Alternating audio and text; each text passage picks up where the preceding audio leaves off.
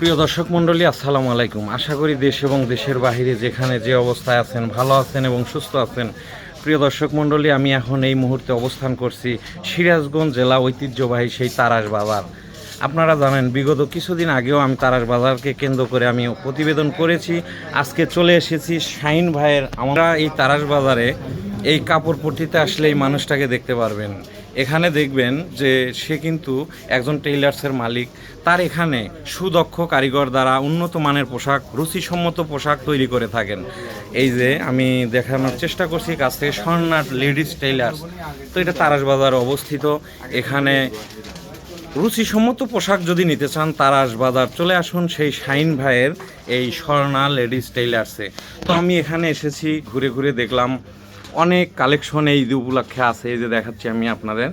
তো চলে আসবেন এখানে। হাফিজ ব্লগের তরফ থেকে আপনাদের আমন্ত্রণ রইল। এবং আমি কিছু কথা শাহিন ভাই কেমন আছেন? তো এই যে আপনার এখানে তো ঈদ উপলক্ষে অনেক কালেকশন দেখতে পেলাম। আসলে আপনার এখানে যদি কোনো গরিব অসহায় আসে পোশাক তৈরি করার জন্য, সেই ক্ষেত্রে আপনার মতামত কি বা তাদের জন্য আপনি কি চিন্তা ভাবনা করেছেন? দাম একটু কি কম রাখবেন? অবশ্যই কমায় রাখবে। আর হাফিজ ব্লগের তরফ থেকে কোনো গ্রাহক যদি আসে তাদের জন্য কি স্যাক্রিফাইস আছে? অবশ্যই আছে। আলহামদুলিল্লাহ, ইনশাল্লাহ আমি তার কথা শুনে অনেক খুশি হলাম।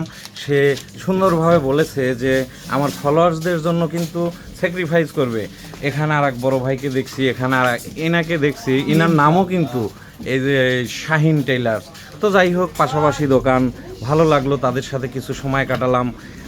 সময়ের অভাবে অনেক জায়গায় যেতে পারি না, তবে এখানে যাত্রাপথে আমি এসেছি, কথা বললাম, ভালো লাগলো। তারা অনেক ভালো মনের মানুষ।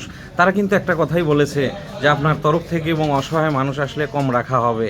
তো আজকে বিদায় নেব। বিদায়বেলা একটা কথা বলে যাই, রমজান মাস চলে, আপনারা অবশ্যই নিজে ভালো মন্দ খাবেন চলবে না, বাড়ির পাশে অসহায় মানুষদের নিয়ে খাবেন।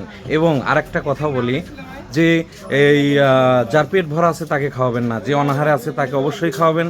হাফিজ ব্লগ সবসময় মানবতার কাজে নিয়োজিত থাকে, তাকে দেখে আপনারাও শিক্ষা নিন যে অসহায় মানুষকে সেবা করতে হবে। আমি দেখতে পাচ্ছি আসলে গভীর মগ্ন চিন্তায় আছে, জানি না তার মনের জল্পনা কল্পনা কি উপরালা জানেন। তো তার জন্য অবশ্যই দোয়া করবেন, তার মনের নেক বাসনা যেন পূর্ণ হয়। তো প্রিয় বোনা, আমি আজকে বিদায় নেব। বিদায়বেলা একটা কথা বলে যাই, আজ চলে যাচ্ছি কিন্তু যাচ্ছি না। আবারও দেখা হবে নতুন কোনো স্থানে নতুন কোনো ভিডিও নিয়ে। সবাই ভালো থাকবেন, ভালো রাখবেন, এটাই প্রত্যাশা করি। আল্লাহ হাফেজ।